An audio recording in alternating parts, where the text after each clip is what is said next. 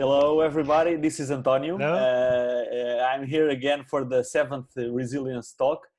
Subscribe my channel, and also you can pick here below the chapters of this interview. So today I have the honor of having Professor Felix Zelder from the Department of Chemistry of the University of Zurich. Hello, Felix. So thank you so much. Thank you so much for accepting my invitation. Thank you, Antonio. It's my pleasure. I hope it will be of interest. No, of course it is. Of course it is. So I can start by introducing Felix shortly. Felix Zelder obtained his MSc in chemistry at the University of Heidelberg, Germany. After that, in 2003, he received his doctoral degree from the same university. So since March, after that, March 2006, Felix worked as an independent young researcher at the Institute of Inorganic Chemistry of the University of Zurich under the mentorship of Professor Alberto. So after that, in April 2013, he received the Venia Legendi for inorganic and bioinorganic chemistry. Research in the Zelder group is focused on the development of semi-artificial metal complexes for applications in medicinal and analytical chemistry, but also for fundamental studies. So he obtained several fellowships and prizes, most recently in 2009, the Mercator Prize of the Mercator Foundation, Switzerland. He also runs departments in the university. And in 2012, Felix held a guest professorship in the University of Vienna. So Felix, I remembered about your area because this Resilience Tips channel, then as you are a specialist in chemistry, I remembered it rang the bell, the concept of resilience in the materials science. So I heard a bit, and I said, why not? Why not? Because I like to relate sciences because I think it could be enriching. According to research, so human resilience is the ability of bouncing back, okay, after the adversities in life, recovering from the former state. So I remember this concept. Can you explain a little bit? Do you think it could be any resemblance between the definitions? Or it's completely out of the box and crazy? Oh, thank you, Antonio. So resilience, actually, natural science and material science, right, is the ability or property of a solid material to absorb energy upon deformation when it is elastically deformed. So perhaps it's stretched, and when it goes then back to its initial state, then this energy is released again. Maybe I can show you here something. You see here the pen. Okay, great. Right? Okay. So I open the pen, and you see here I have a spring. I hope you can see it. Exactly. Yeah. Right? Perfectly. And this is a solid material. You see I can bend it, I can compress it, I can stretch it, and it goes back into its initial state. So this deformation needs energy, force from me, and it goes back. This is a solid material, but this could also be a chemical bond, for instance. A bond, we chemists consider a bond as a spring, but it could also be a biopolymer, right? So it could be, imagine this would be a polymer. It could stretch, we need energy, we put energy, it deforms elastically, and then we release the force, it goes back and releases the energy. So there is a very famous example in biology, actually, biology related to chemistry, right? So that's resilin. That's a protein in insects and anthropods. They have an exoskeleton, right? And in this exoskeleton is this protein, which can deform elastically in this concept of resilience. And when it goes back, right, then it releases the energy, right? Yeah, so it needs this kind of energy, for instance, to jump. So it can be a beetle, or it can be a beetle, it can be a fly, and it uses this kind of proteins to fly, jump, and bend around. And I work on vitamin B12 as well, right? So in vitamin B12, it's a cofactor. Okay. So and there is a bond between a cobalt ion and a carbon, methylcobalamin. And also Okay. when you hit this with energy, imagine here comes light, light is energy, so the bond is broken. Mm-hmm.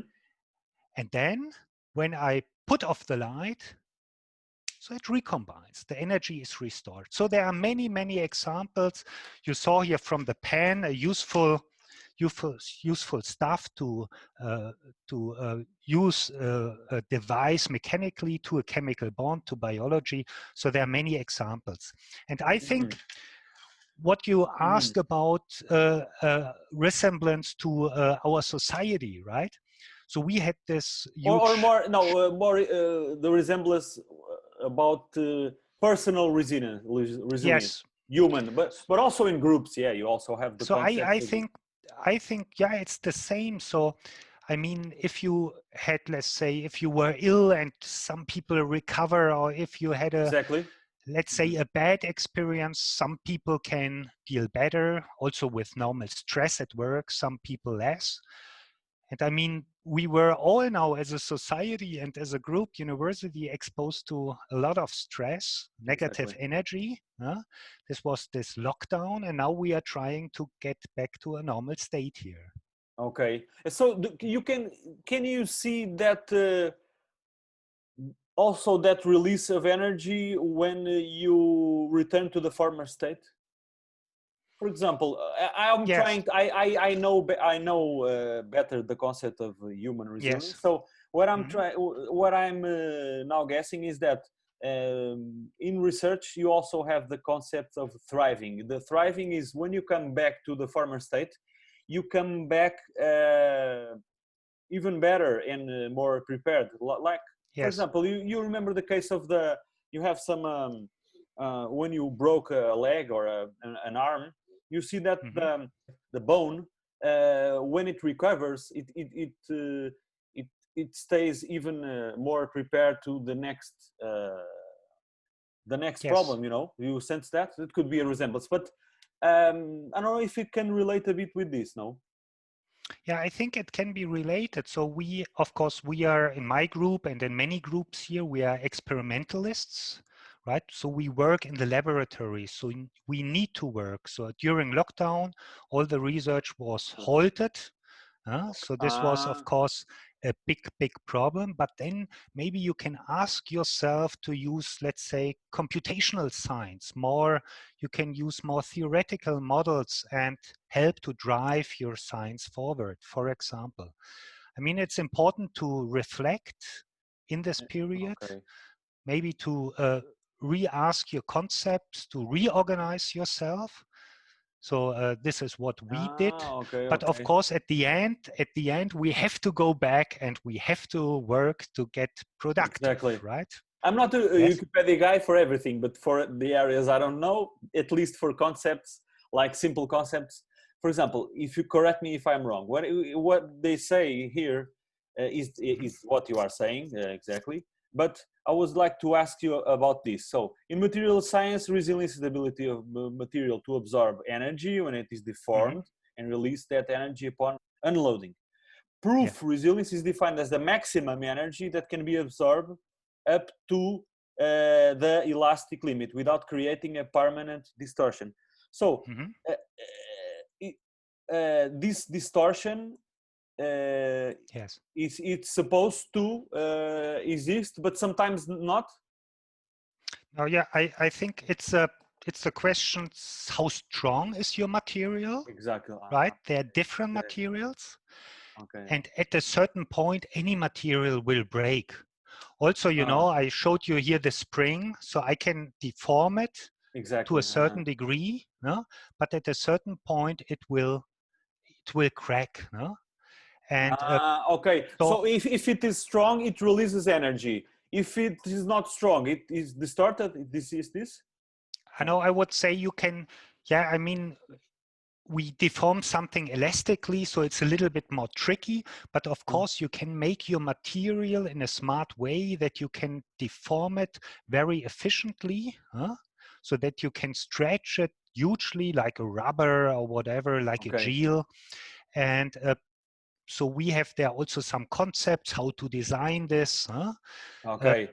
This kind of protein talk, this is a randomly supercoiled stuff, which uncoils and then it falls back, right? Which means, so we have tools to make resilient materials to understand this, to design this, to make theoretical concepts. But at the end, it's a point of view, right? And I think the same is for humans. Everybody has a kind of a stress level, I assume. So I'm not a specialist in psychology, but exactly. At a certain point, everybody can stand the stress, the pressure to a certain point. Exactly. I assume, right? It's also the concept here of the adaptation. So, like resilience is adaptation. As the materials, you have materials that are more elastical, and yes, don't, right? Yes, and you have also, I mean, you have materials which are not elastic, right? But which can be also very tough, but they will then break down, right? So there are different types of materials, right? Okay, great. You see that in industry to do some products. Okay. Thank you, Felix. I think it's so interesting, and you have so many resemblances. First, the thing about the going back in the energy, and also the thing about adaptation. So resilience, adaptation, but you can also crack if you are not so adaptable to change, right? Great. Yes. Here also about if you can give us some idea about how COVID. You were talking about university. I picked that. How COVID-19 you think it changed the life in the university and also investigation? Okay. I think this cannot be answered completely now because we are now on the step of recovering, right, from this big shock. Exactly. But maybe let's first explain the situation. So of course, it was as for all other people, a completely new situation. So it was a new virus. We were afraid, people were afraid. And in the beginning, let's say nobody really knew how to deal with. There were discussions of politicians in the media. Should we do the lockdown? Should we wait? How difficult it would be? But then we saw that the rates of the ill people went up and the hospitals didn't have enough space for the patients, and then there was the lockdown. And so we felt that this was in the air, but then the lockdown was quite rapid from 1 week to the other. And so let's say the classes, the teaching. So we were really great in adapting this. Friday was the lockdown, and Monday we did already online teaching at the university. So this was quite amazing. So it went on. And of course, but the bigger problems were all the experimental science. For instance, in chemistry, but also in biology, medicine, you have to work, on practical things. You have to learn techniques.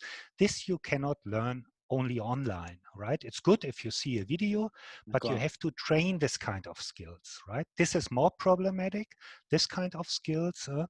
So we adapted a little bit our programs, and actually on Monday we will restart, and we will also complete some courses which were interrupted actually.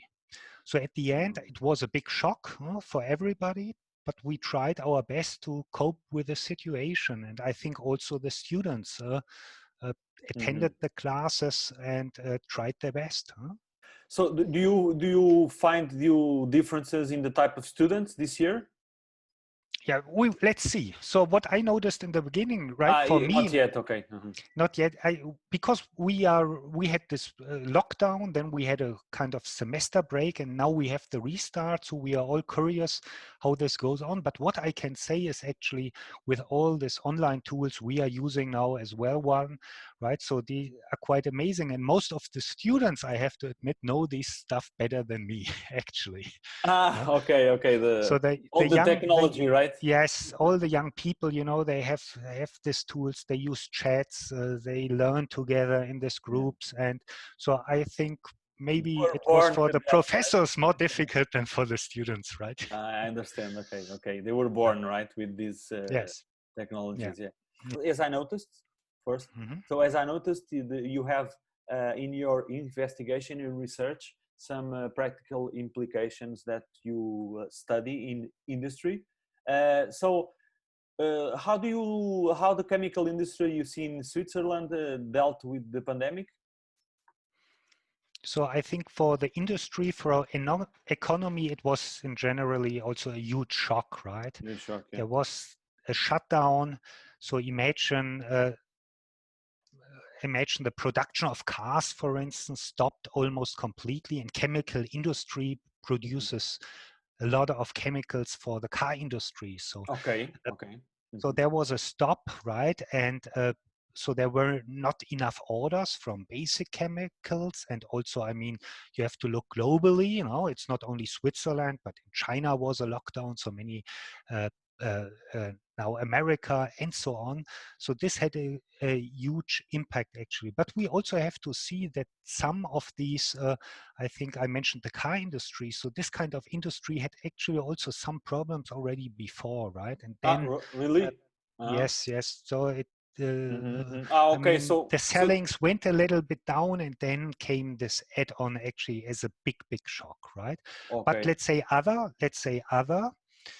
examples. I mean, if you're a producer of a disinfectant or if you're a producer of a mask, so maybe you Exactly. could make a big deal. If you were a small company or a big pharmaceutical company which produces, I mean, which is in the front of making a new vaccine or a medication against COVID, right? Mhm. You can be innovative and find new products. So I think that's important, that we also try to make new innovative products. But the problem is, if the cash is not enough, right, you cannot pay the workers, you cannot pay the rent, and so on.